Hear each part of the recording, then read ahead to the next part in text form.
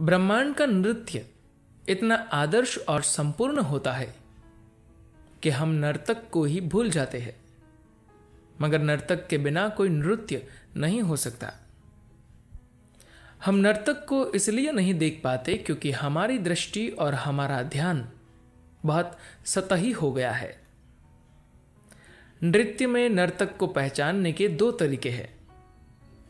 या तो आपको उसमें डूब जाना होगा ताकि आप भी नृत्य बन जाए।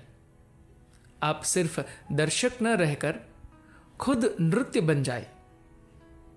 फिर आप अपने अनुभव से नर्तक को जान जाएंगे। आप उस दैवी शक्ति के संपर्क में आ जाएंगे।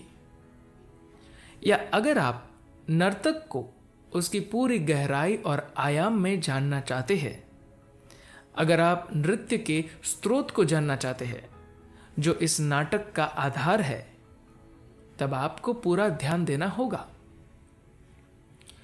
आपको यह विरोधाभासी लग सकता है। एक तरफ तो मैं आपको नृत्य में डूबने के लिए कह रहा हूं, दूसरी ओर यह कह रहा हूं कि आपको संपूर्ण तीव्रता के साथ इसे देखना चाहिए।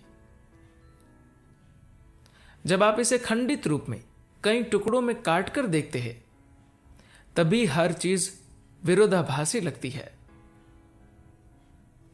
जानने का एक तरीका यह है कि आप नृत्य में, उस नाटक में पूरी तरह शामिल हो जाए। या जानने का दूसरा तरीका यह है कि आप उससे दूरी रखते हुए नाटक से पूरी तरह अलग थलग रहते हैं, मगर उसे पूरे ध्यान से देख पाते हैं। आप नाटक और अभिनेता, नृत्य और नर्तक के बीच अंतर को पहचान पाते हैं। दूसरे तरीके में ज्यादा जागरूकता, तीक्ष्णता, तीव्रता और शायद प्रशिक्षण की भी जरूरत पड़ती है।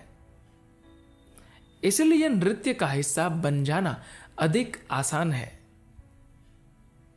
धीरे धीरे जैसे जैसे ताल बढ़ती जाएगी, जैसे जैसे आप उसकी गहराई में समाते जाएंगे, एक दिन आप खुद और नृत्य के बीच का अंतर भूल जाएंगे।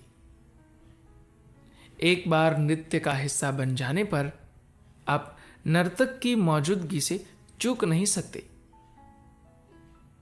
बात बस इतनी है कि लोग अपने लिए रुकावट और अवरोध इजाद कर लेते हैं, जहां वास्तव में वह होता ही नहीं है। एक दिन शंकरन पिल्ले ने ईशा योग केंद्र जाने का फैसला किया। उसके रुतबे को देखते हुए उसे पूरा आश्रम घुमाया गया और पहली मंजिल पर ठहराया गया, जहां से आश्रम का सबसे अच्छा नजारा दिखता है।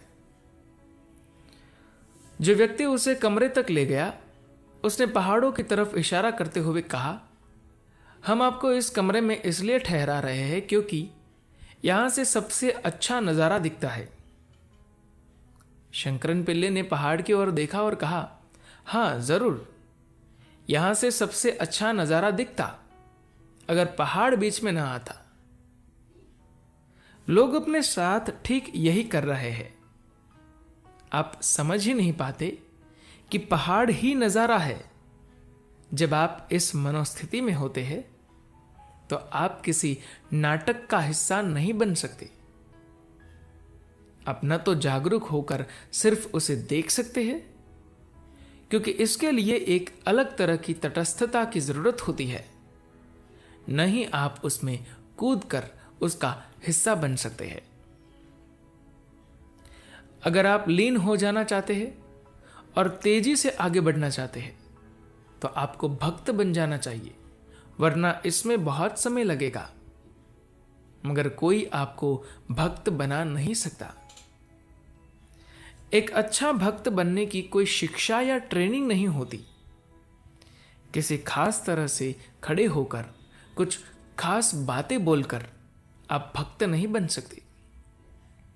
जब आप खुद कोई प्रक्रिया बन जाते हैं, जब आप नृत्य का हिस्सा बन जाते हैं और फिर कहीं जब नृत्य का स्रोत आपको छूता है, तो आप कुदरती तौर पर भक्त बन जाते हैं। भक्त बनने का कोई और तरीका नहीं है। धन्यवाद।